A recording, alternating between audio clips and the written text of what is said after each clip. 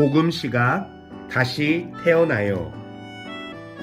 사이좋게 지내던 두 마리의 애벌레가 있었습니다. 그 두 마리는 아름다운 풀밭, 향기로운 들꽃들, 너무나 멋진 곳에서 살았어요. 언제나 함께 풀밭에서 기어다니며 놀았지요. 그런데 현수는 이 애벌레를 누가 만들었는지 알고 있나요? 바로 하나님께서 만드셨어요. 하나님은 애벌레뿐 아니라 이 세상 모든 것들도 만드셨어요. 또한 현수도 만드시고 천국도 만드신 분이세요. 그 천국은 바로 현수를 위해 만드셨답니다.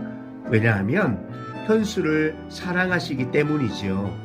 성경 요한일서 4장 19절은 그가 먼저 우리를 사랑하셨습니다 라고 말씀하고 계세요. 현수를 만드시고 사랑하시는 하나님은 애벌레 또한 만드셨어요. 그 애벌레들은 신나게 풀밭을 기어 다녔지요. 하지만 애벌레들은 기어 다녀야만 하는 자신이 싫었어요. 애벌레는 나도 나비처럼 날아다니고 싶어. 저 꽃 위에서 보면 세상은 어떤 세상일까? 그러나 그들은 여전히 기어 다닐 수밖에 없었어요. 그러던 어느 날 애벌레 한 마리가 보이지 않았어요. 어디로 갔는지 찾을 수가 없었어요. 외로이 남은 애벌레는 슬퍼졌어요. 애벌레 한 마리는 도대체 어디로 간 걸까요? 그래요. 친구 애벌레는 번데기가 되었던 거예요. 그런데 얼마 있지 않아서 더 놀라운 일이 일어났어요. 번데기가 된 친구가 완전히 새로운 모습으로 변화된 거예요. 어떤 모습일까요? 맞아요. 아름다운 나비가 된 거예요. 나비는 전처럼 기어다닐 필요가 없었어요. 날개를 펴자 높이 높이 날아오를 수 있었어요. 너무 신기하고 기뻤어요. 이전의 삶과는 완전히 다른 삶이었어요. 이 놀라운 소식을 빨리 친구에게 알리고 싶었어요. 친구야, 너도 날아봐. 얼마나 좋은데. 그러나 친구 애벌레는 나비의 말을 들으려고 하지 않았어요. 저 나비는 참 좋겠다. 나도 날 수만 있으면 좋으련만. 하지만 내가 어떻게 날 수 있어? 말도 안 되는 일이야.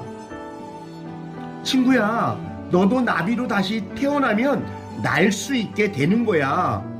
다시 태어나? 무슨 말인지 이해할 수가 없네. 한 애벌레는 자신의 소원대로 나비가 되어 행복했어요. 하지만 다른 애벌레는 자신이 나비로 태어날 수 있다는 사실을 믿지 못하고 부러워만 하며 지내고 있었답니다.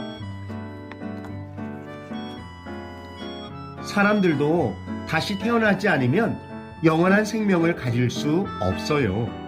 행복하고 멋진 삶을 꿈꾸는 두 친구가 있었어요. 위대하고 훌륭해지고 싶었지만 언제나 마음 한쪽에는 자기가 지은 죄 때문에 고민하고 있었어요.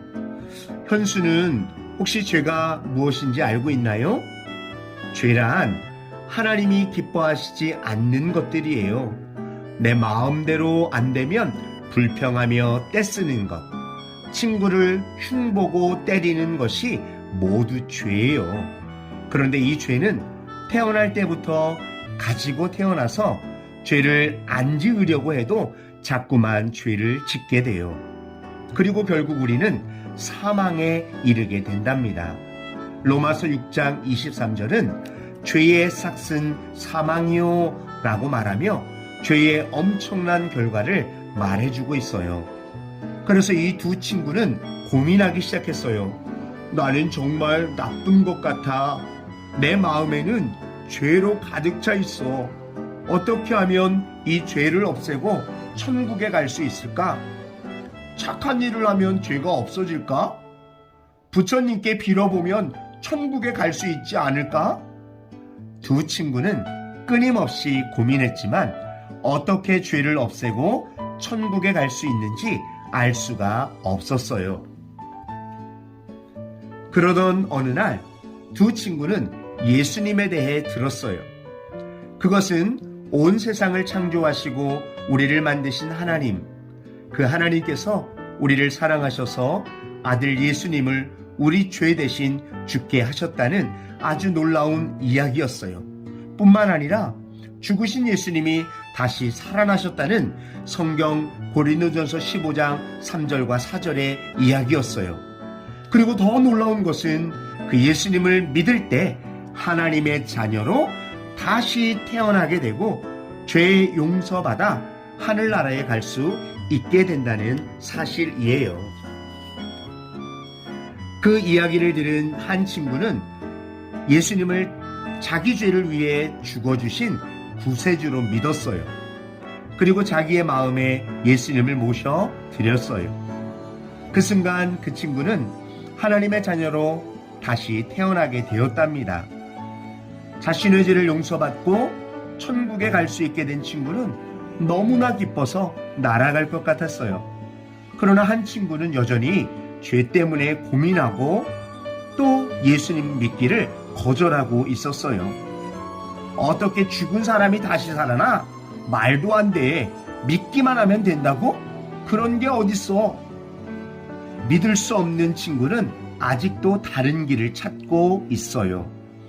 그런데 하나님의 말씀 사도행전 4장 12절에는 다른 이로서는 구원을 얻을 수 없나니 천하인간의 구원을 얻을 만한 다른 이름을 우리에게 주신 일이 없음이니라 말씀하고 계세요. 오직 예수님을 믿을 때만 하늘나라에 갈 수 있어요.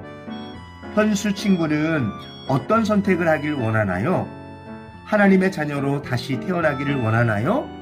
그렇다면 이렇게 기도하세요. 하나님, 나는 죄를 지었어요. 예수님이 내 죄 대신 죽으시고 다시 사신 것을 믿어요.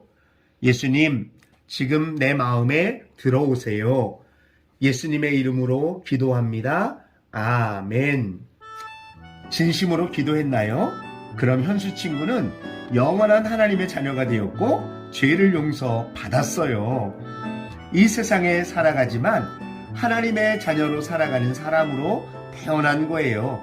나비처럼 말이에요. 하나님의 자녀는 계속해서 자라나야 해요. 먼저 죄를 지을 때마다 하나님께 고백하세요. 그리고 자라기 위해 기도하고 말씀을 읽고 순종하며 다른 친구에게 예수님의 소식을 알려주고 교회에 출석하여 하나님에 대해서 더 배워가세요. 하나님의 자녀로 다시 태어난 것을 축하합니다.